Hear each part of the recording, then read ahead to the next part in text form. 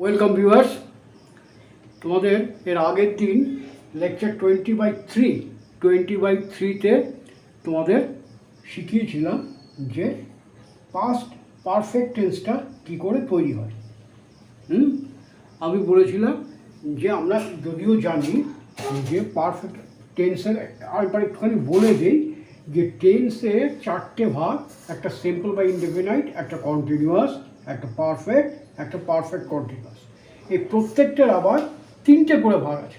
সিম্পলের বেলা present past future আছে, কন্টিনিউয়াসের বেলা present past future আছে, পারফেক্টের বেলাও প্রেজেন্ট পাস্ট ফিউচার আছে, পারফেক্ট কন্টিনিউয়াসের বেলাও প্রেজেন্ট পাস্ট ফিউচার আছে। আমি তোমাদের বলেছিলাম যে এইটা মনে না রেখেও আমরা প্রত্যয়ের সাহায্যে তোমার এই দুটো টেন্স করতে পারি।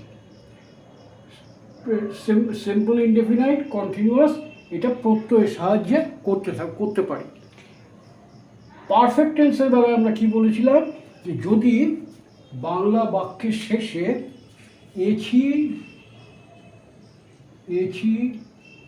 এছো, এছে থাকে, এই তিনটে যদি থাকে তোমার ভার্বের শেষে, তাহলে আমরা পারফেক্ট টেন্স করব। এই তিনটে শব্দ থাকলে আমরা পারফেক্ট টেন্স করব। পারফেক্ট টেন্সের চেহারাটা কীরকম?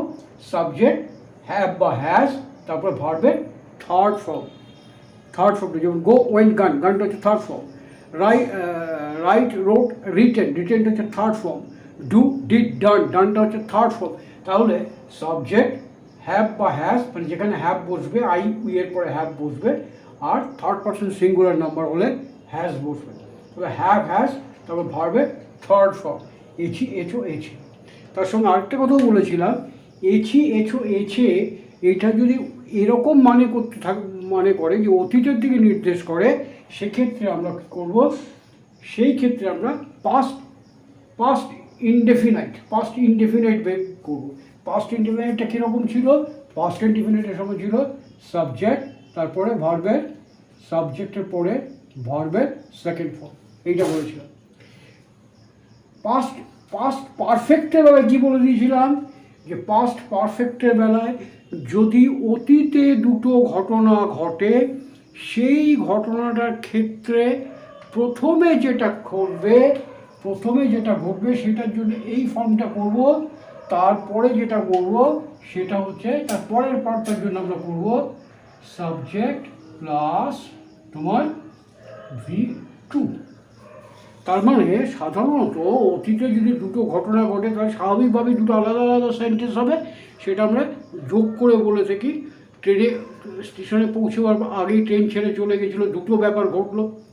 তাহলে যেটা আগে ঘটেছিল, খুব ভালো করে খেয়াল করো, এটার সঙ্গে কিন্তু ফিউচার পারফেক্ট টেন্সের একটু সাদৃশ্য আছে। তাহলে প্রথমে যেটা ঘটলো সেটাকে আমরা এই ফর্মে লিখব বলেছিলাম, সাবজেক্ট হ্যাড, ভার্বের থার্ড ফর্ম। তারপরে যেটা ঘটলো সেটা সাবজেক্ট, তারপরে ভার্বের পাস্ট ফর্ম, পাস্ট মনে রাখো।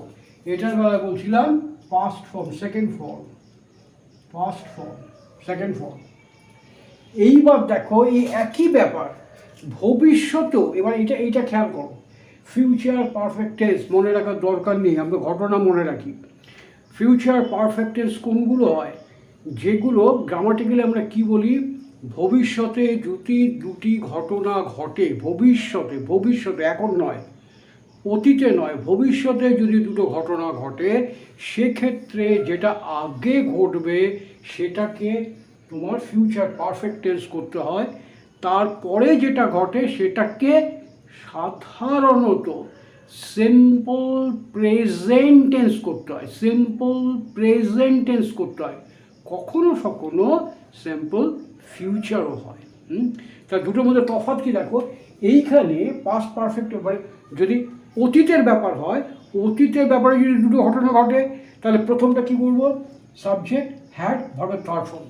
ভবিষ্যতে যদি দুটো ঘটনা ঘটে, সেখানে প্রথমে যেটা ঘটে সেখানে কি বলবো? শ্যাল হ্যাভ অথবা উইল হ্যাভ, তারপর ভার্বের থার্ড ফর্ম। এর আগে বসবে যেটা, সেটা হচ্ছে সাবজেক্ট প্লাস।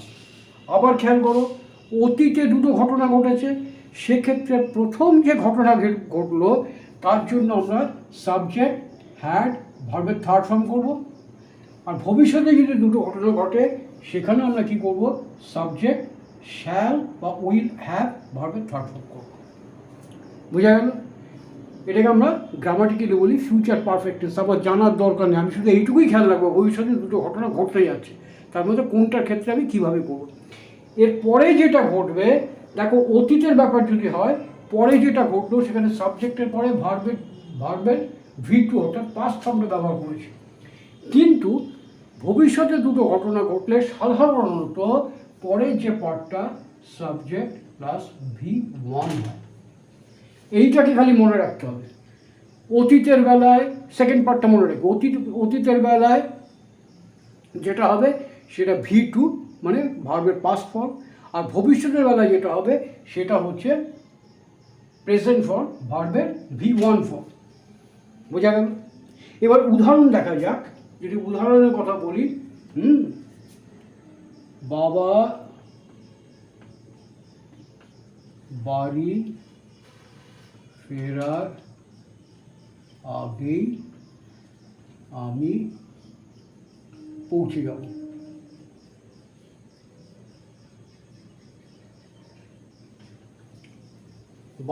বাবা বাড়ি ফেরার আগেই আমি পৌঁছে যাব। তাহলে খেয়াল করে দেখো ভবিষ্যতে দুটো ঘটনা ঘটবে, দুটো পার্ট। একটা হচ্ছে কি আমি পৌঁছে যাব, আর বাবা বাড়ি ফিরবে, দুটো পার্ট। ঠিক আছে? যে দুটো পার্ট যদি হয় তাহলে সেখানে কোনটার ক্ষেত্রে কী করবো, যেটা আগে ঘটবে, আগে ঘটার জন্য আমরা কী করবো, সাবজেক্ট শ্যাল বা উইল হ্যাভ V3। তাহলে কে পৌঁছবে, আমি পৌঁছবো, তাহলে সাবজেক্টকে আই, তারপরে এরপরে কী বসে, শ্যাল হ্যাভ রিচড। তারপর কি বলেছি, V1 ফর্ম, বাবা বাড়ি ফেরার আগেই, তাহলে আগেই before father comes back. Comes কেন বললাম, father third person singular number, সেই জন্য কামস বললাম, তারপরে কামস ব্যাক, ফিরে আসার আগে। বোঝা গেল? কিন্তু এইটা যদি এরকম হতো যে বাবা বাড়ি ফেরার আগে আমি পৌঁছেছিলাম, বাবা বাড়ি ফেরার আগেই আমি পৌঁছেছিলাম, এটা অতীতের দুটো ঘটনা বলছি। অতীতের দুটো ঘটনা হলে পরে কোনটা আগে হয়েছিল, আমি পৌঁছেছিলাম, এটা আগে হয়েছিল, বাবা পরে ফিরেছিল। তাহলে এইখানে হবে কি, যে বাবা ফেরার ব্যাপারটা সেটা হচ্ছে সিম্পল পাস্ট হতো। সেখানে কি হতো, আই হ্যাড, আমি সেখানে কি করতাম, সেখানে করতাম এই জায়গাটা হতো I had reached before father, এই জায়গাটা হতো came back. I had reached before father came back. বোঝা গেল? এইটাই হচ্ছে তফাৎ। এইবার একটা জিনিস আমরা মনে রাখি, আমাদের কেউ জিজ্ঞাসা করতে পারে কেউ যে পারফেক্ট টেন্স কীরকমভাবে হয়। পারফেক্ট টেন্সের জন্য সবসময় আমাদের মনে রাখতে হয় পারফেক্ট টেন্সের যে চেহারাটা, যে সেন্টেন্সটা দেখলে আমরা বুঝতে পারবো যেটা পারফেক্ট টেন্স। পারফেক্ট টেন্সের সবসময় চেহারাটা এরকম, সাবজেক্ট, তারপরে হ্যাভ বা have verb, have, has, had, shall বা উইল হ্যাভ, তারপরে ভার্ব 3। বোঝা গেল? এই যে চেহারাটা, এই চেহারাটা হচ্ছে পারফেক্ট টেন্সের চেহারা। শ্যাল উইল হ্যাভ ভার্বের থার্ড ফর্ম, এটা ফিউচার পারফেক্টের বেলায় ব্যবহার করব, অর্থাৎ অতীতে দুটো, ভবিষ্যতে দুটো ঘটনা ঘটবে। যে ঘটনাটা খুব ভালো করে খেয়াল করো, আমার এগুলোর নাম মনে না রাখলেও চলবে, ফিউচার পারফেক্ট, পাস্ট পারফেক্ট, এই দুটো নাম মনে না রাখলেও চলবে। যদি ব্যাপারটা জানা থাকে আমরা অতি অনায়াসেই করতে পারবো। ভবিষ্যতে দুটো ঘটনা ঘটলে যে ঘটনাটা আগে ঘটবে, যেটা আগে ঘটবে, সেইখানে আমরা এইটা করব। আগে যেটা হবে সেখানে সাবজেক্ট শ্যাল বা উইল হ্যাভ V3, তারপরে হচ্ছে সাবজেক্ট V1, এটা হচ্ছে পরের জন্য, পরে যেটা করবে। হ্যাঁ, সাধারণত V1 হয়, কিন্তু কখনো কখনো ফিউচার টেন্স বা শ্যাল বা উইল দিয়েও করা যায়।